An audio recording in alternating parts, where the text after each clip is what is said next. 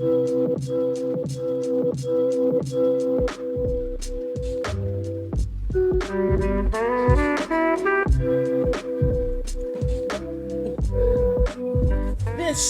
is a bag that goes on your bag, and it costs about $550. Anyway, today I'm going to talk about this, the Rimowa Harness bag.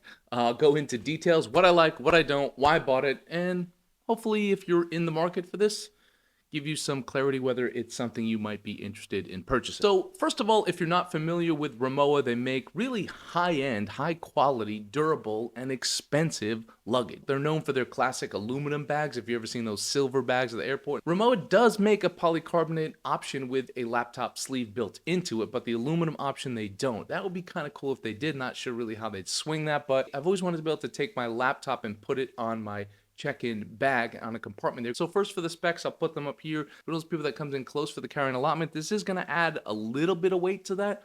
Plus, if you're using it with aluminum bag, you could run into trouble. I live in Southeast Asia, and they're pretty cool about stuff like that. I also have some nice frequent flyer rewards programs, so they usually kind of look the other way with me, but it's just something to think about. So breaking down how this thing works, it just sort of goes over your top handle. It has a magnetic little clasp here, so when you're not using it on the bag, you can kind of fold together, and you could use it as a briefcase, although it's not really great for that.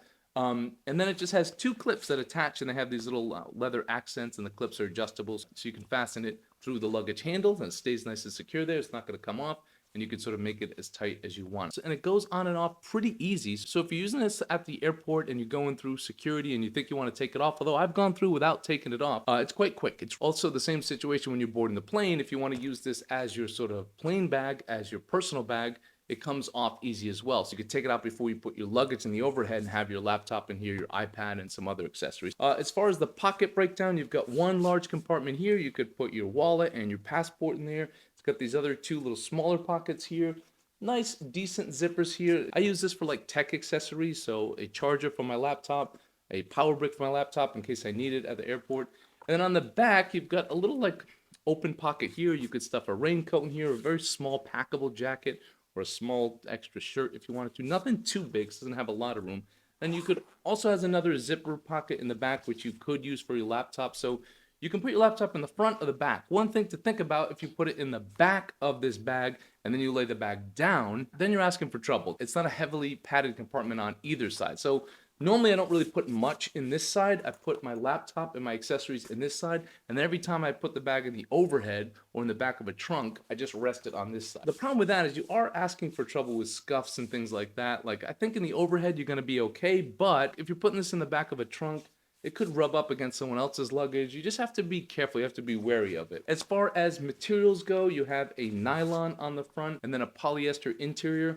It's not a very strong material. I would like to see this bag with ballistic nylon. I think that would be nicer. That might take away a little bit from the aesthetic of Rimowa, but I think having at least maybe the one side of it in ballistic nylon, I might as well just do the whole thing. Like Air does it well, Black Ember does it well. It could still be quite stylish and minimalistic, but a little bit more durable. It's got the Rimowa logo on it. I don't really care for that so much. I'm not a big logo person. At $550, it's definitely overpriced. I feel like for this product, even Rimowa, even the Rimowa version of it, I feel like it should be about like $350. I like to see an aftermarket one by another bag company for maybe like $200 or $250. I think it has a lot of potential to do other things as well. If you could make it more functional, the magnets if they were stronger, the compartments if they had little sub-compartments, maybe inside another zipper compartment if you want to put like an air tag or something like that in there. It could be a little more functional without being too techy or nerdy. I understand they're trying to find that balance, still think it's too minimalistic. Be cool if they could make it more functional with like a way for it to rest on top of your bag and make it like a little desk. That could be kind of cool. I think it's risky to be putting this in the overhead with your laptop in there, even facing up, but that's just how I'm going to use it for a bit because that's why I bought this thing. You can also just buy, if you're interested in Rimowa, you can also buy a Rimowa polycarbonate bag with a laptop sleeve already in it for a lot cheaper, and it's going to be more fluid and streamlined. Or you can get a cheaper Monos bag like my wife has, and it has a compartment built in as well. But I'm a big fan of the aluminum bag. I like the classic cabin bag, so I wanted that option because I like taking that bag. I just dig it. I've had it for 10 years, and so I just want to have the option for sometimes when I don't want to take a laptop in my camera bag or even in just like my personal bag. Sometimes I just don't want to deal with it, and this comes in handy. It won't come on every single trip with me, but it'll come on some. I've used it a few times and I already like it. So I don't know. I mean, I don't know if other companies will come out with something like this because it's kind of a random use case. I don't know if airlines are going to crack down. I think in the US they'd be a little bit tougher, but you could also wear it. Like I put it on and it's kind of funny. You look like you might have a bomb strapped to you, which isn't going to work well at the airport, but or like a bulletproof vest, but you could technically wear it. It would be fine. So that's another little option if you wanted to.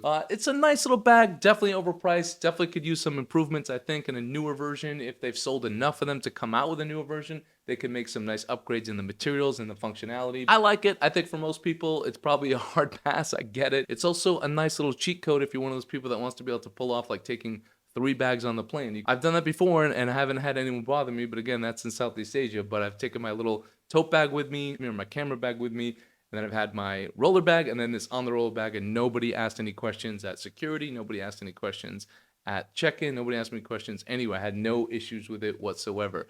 So a nice little product, a nice niche little product. Thank you guys for tuning in. If you have any questions about the bag, I'll do my best to answer in the comment section. Let me know your carry-on setup, what you use and why. Let me know in the comment section. I'm quite good at responding to everyone. I'll have more travel accessory reviews coming up, more travel tips coming up. It's just something I'm passionate about, in addition to my channel being mainly about photography. Anyway, guys, thank you for tuning in. Don't forget to like, share, and subscribe, and don't forget to have a wonderful day.